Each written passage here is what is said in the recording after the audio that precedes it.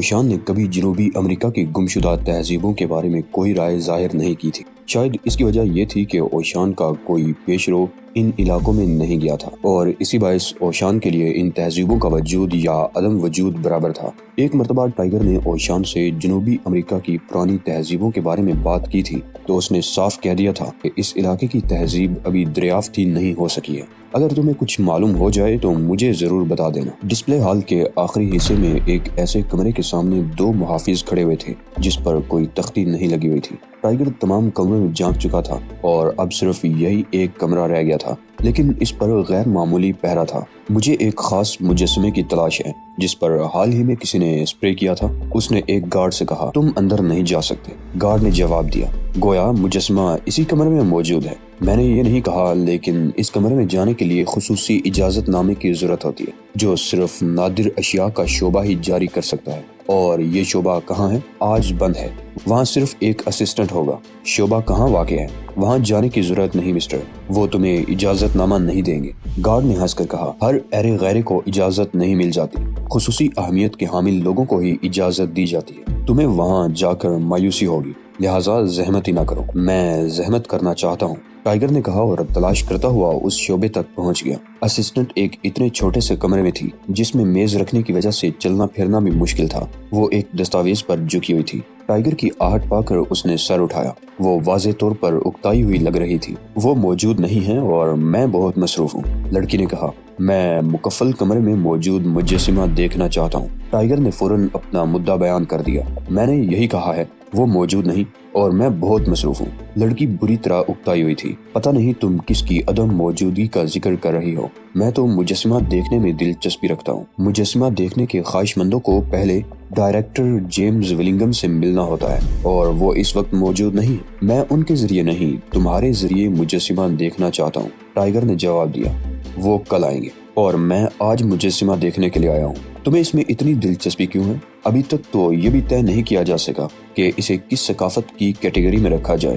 لڑکی اسے سمجھانے لگی۔ پلیز۔ ٹائیگر اس کی میز پر دونوں ہاتھ رکھ کر جھکا۔ اس نے لڑکی کی آنکھوں میں دیکھا اور مسکرانے لگا۔ لڑکی حیا سے سرخ ہو گئی۔ ٹھیک ہے، لڑکی نے نظریں جھکا کر کہا، میں تمہارے ساتھ چلتی ہوں، لیکن یہ ضابطے کے مطابق نہیں۔ وہ ٹائیگر کا جواب سنے بغیر کھڑی ہو گئی۔ لڑکی کا نام ویلاری گارنر تھا۔ وہ اوہیو اسٹیٹ سے ایم اے کر چکی تھی اور اب کولمبیا سے پی ایچ ڈی کی تیاریاں کر رہی تھی۔ ویلاری کو زندگی میں ایک اچھے مرد کے سوا ہر آسائش حاصل تھی۔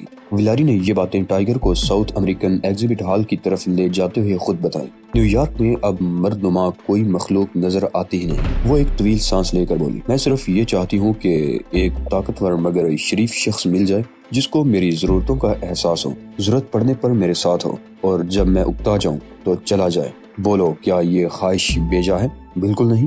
اس وقت ٹائیگر کو اپنا الو سیدھا کرنا تھا، لہٰذا وہ ویلاری کی ہاں میں ہاں ملانے پر مجبور تھا۔ ویلاری گارنر کے اشارے پر دونوں محافظوں نے راستہ چھوڑ دیا اور ٹائیگر لڑکی کے ساتھ کمرے میں داخل ہو گیا۔ یہ مجسمہ کوئی اہمیت نہیں رکھتا، لیکن ڈائریکٹر جیمز کے نزدیک اس کی بڑی اہمیت ہے، ویلاری نے کہا۔ لڑکی جس چیز کو فضول قرار دے رہی تھی وہ قد میں ٹائیگر کے برابر ہی تھی۔ پہلی نظر میں مجسمہ ٹائیگر کو بدھا سا لگا۔ وہ گلابی سنگ مرمر کے پائیدان پر رکھا ہوا تھا اور اس پر اس طرح روشنیاں پڑ رہی تھی کہ صبح صادق کا گمان ہو رہا تھا۔ قریب ہی ایک چھوٹا سا فوارہ بھی نظر آ رہا تھا۔ ٹائیگر نے غور سے دیکھا تو اسے مجسمے پر پرندوں، سانپوں اور چہروں کے نقوش بھی نظر آ گئے۔ پھر اسے وہ چیز بھی نظر آ گئی جس کی اسے تلاش تھی۔ ایک دائرے سے سانپ کے منہ تک افقی انداز میں جوائے 172 لکھا ہوا تھا۔ پتھر اس قسم کا تھا جیسا مسز ڈیفلن کی لاش کے نیچے سے برآمد ہوا تھا۔ ٹائیگر نے جوائے 172 کی طرف اشارہ کیا۔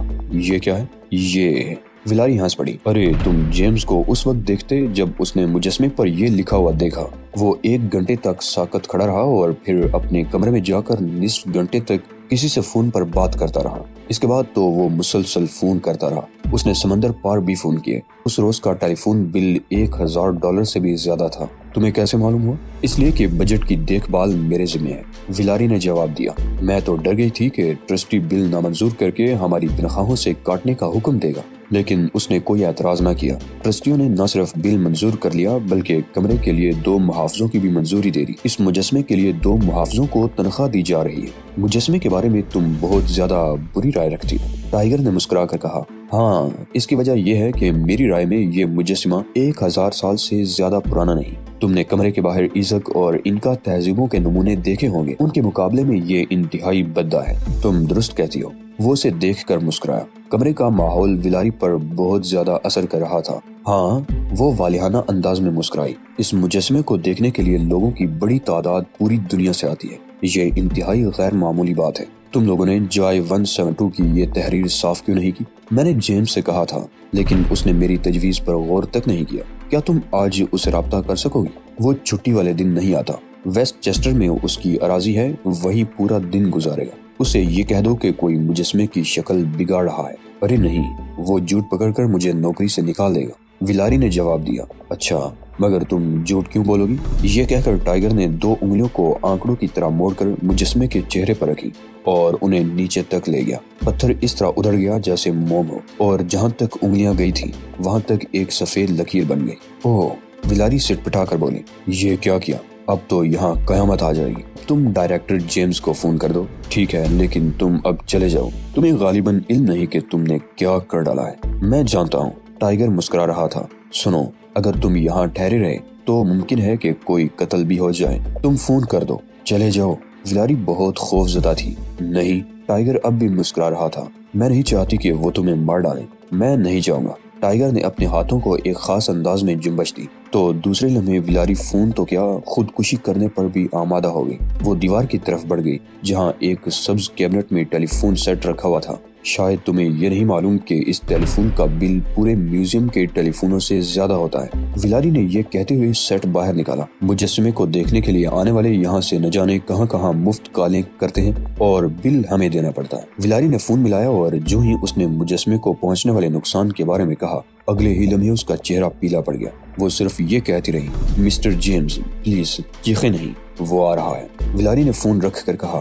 اس کا چہرہ ستا ہوا تھا۔ وہ بہت خوف زدہ تھی۔ جیمز کا انتظار کرتے ہوئے اس نے 18 مرتبہ پانی پیا، 14 سگریٹ پیے، 2 مرتبہ باتھ روم تک گئی اور ہر 5 منٹ بعد یہ کہتی رہی، میرے خدا، ہم نے یہ کیا کر ڈالا۔ ڈاکٹر جیمز 1 گھنٹے میں وہاں پہنچ گیا۔ اس نے کمرے میں گھستے ہی مجسمے کا جائزہ لیا۔ اوہ نو، اس کے منہ سے عجیب سی آواز نکلی۔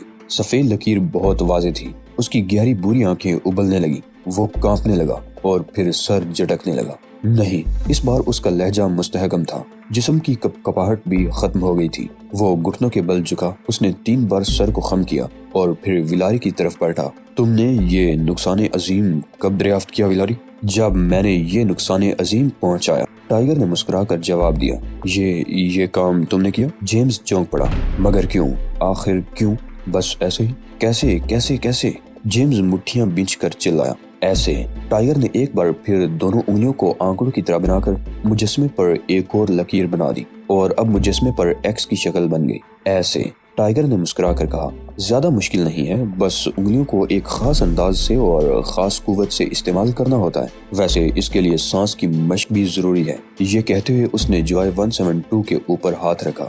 یہ دیکھو، اور پھر مجسمے پر ٹائیگر نے اپنا نام شہزاد بھی لکھ دیا۔ میں یہ کام بائیں ہاتھ سے بھی کر سکتا ہوں۔ اوہ ارے نہیں، ویلاری نے دونوں ہاتھوں میں اپنا چہرہ چھپا لیا۔ جیمز نے آہستگی سے سر ہلایا، پھر اس نے الٹے قدموں کمرے سے نکل کر باہر سے دروازہ بند کر دیا۔ ٹائیگر کو ہلکی سی سرسراہٹ کی آواز سنائی دی۔ اس نے چھت کی طرف دیکھا۔ لوہے کی ایک چادر چھت سے فرش تک آ رہی تھی۔ یہ کسی شٹر کی طرح تھی۔ کمرہ اب ہر طرف سے بند ہو چکا تھا۔ یہ کیا ہوا؟ ویلاری خوف کی شدت سے چلا اٹھی۔ پھر وہ فون کی طرف لپک گئی۔ میں پولیس کو اطلاع کر رہی ہوں۔ یہ کمرہ اب ایسا کلا بن گیا ہے جس سے نکلنا ناممکن ہے۔ تمہارے پاگل پن کے بعد اب جیمز بھی پاگل ہو گیا ہے۔ وہ ہمیں یہاں سڑنے کے لیے چھوڑ دے گا۔ ٹائیگر خاموش رہا۔ لائن بھی ڈیڈ ہے۔ ویلاری نے ریسیور پٹخ دیا۔ ہم پھنس چکے ہیں۔ ہر شخص پھنس چکا ہے۔ ٹائیگر کی نوکے زبان سے اوشان کا ایک جملہ پھسل گیا۔ ہر ایک کے جال کا سائز مختلف ہوتا ہے۔ کوئی اتنے بڑے جال میں پھنسا ہوا ہوتا ہے کہ اسے پھنسنے کا احساس ہی نہیں ہوتا۔ مجھے فلسفے کی کوئی ضرورت نہیں، میں یہاں سے نکلنا چاہتی ہوں۔ ٹائیگر کے قرب کا نشہ اب ہرن ہو چکا تھا اور وہ بری طرح کانپ رہی تھی۔ تم یہاں سے نکل سکو گی، لیکن تمہیں تمہارا خوف یہاں مستقلاً پھنسا سکتا ہے ویلاری۔ میرے خدا، تم بھی جیمز اور اس کے ساتھیوں کی طرح یقیناً کوئی مذہبی جنونی ہو۔